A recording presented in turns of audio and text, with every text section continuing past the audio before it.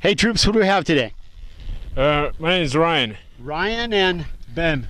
Ryan and Ben, thanks for talking to me. Here's the one question for Easter weekend here. You ready? Sure. Do you guys believe in the resurrection of Jesus Christ? Yeah, I mean, I'm not really super religious, but I'm open to anything. Open to the possibility? Yeah. How about you, young man? What do you think? I do, sir. You do, full yeah. on. That's great. Yeah. That's great. Do you guys know much about Christianity? Not a whole lot, to be honest. Not a whole lot. The disciples were cowards, and they were afraid that they're going to be killed too, like Christ. So they turned around and hid and were just scared to death because the Roman authorities were out to stomp anybody who claimed that there was a different God than Caesar.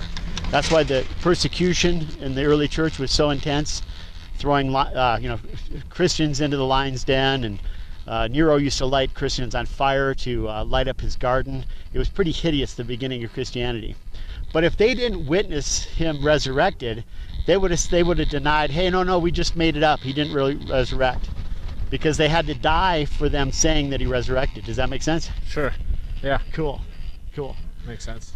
Okay, another pondering question. You ready, guys? Where in the world does the conscience come from? That feeling that you've done something wrong. You know, these are tough questions, conscious. Especially on a chairlift. I think it's just that it comes within. It comes within you, and it's kind of just the idea of knowing that you did the right thing or didn't do the right thing. Okay. So it's kind of innate, isn't it? It's built in there? Okay. I think so. See, I would call it a transcendent truth that God innately built on us, kind of like his fingerprint. God's created us in his likeness. We know morality, we have a conscience, and we desire justice. So imagine a loved one is raped and murdered, and they catch the guy. They got DNA evidence, they got video surveillance. This is totally the guy.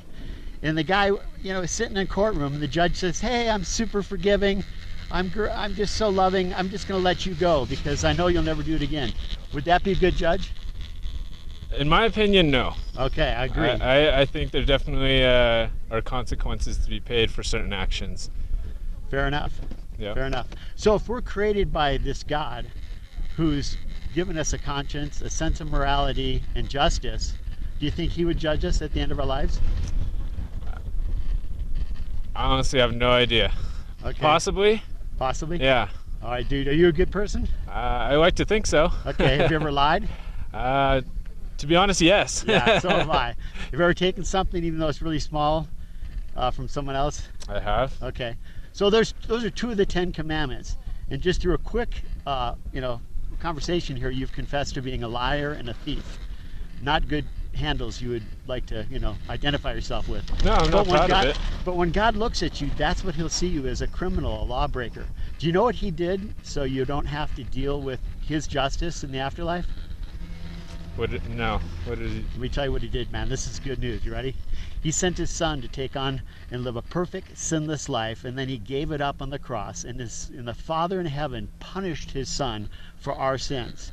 He took our punishment, our bullet. He sat in the jail cell for us, so we could be set free. So if in humility we turn around and say, I can't be good enough for you, God, I give up. Let me receive what Christ did on the cross for salvation, so I'll be in right standing before God. And then what's really awesome about that is after they killed him 3 days later, which we're going to celebrate tomorrow, he rose from the dead, proving that God accepted his offer. Does that make sense? It does.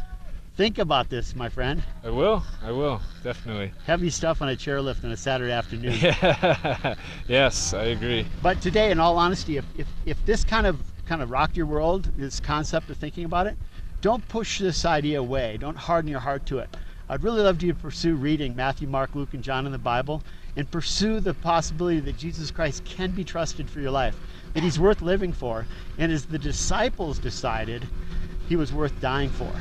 Does that make sense? Yes, sir. Thanks, guys. I got something for you too. Hang tight. Sure. That'll explain in more detail what the gospel is. Sure. Thank you very much. Thanks for talking to me. Appreciate it, guys.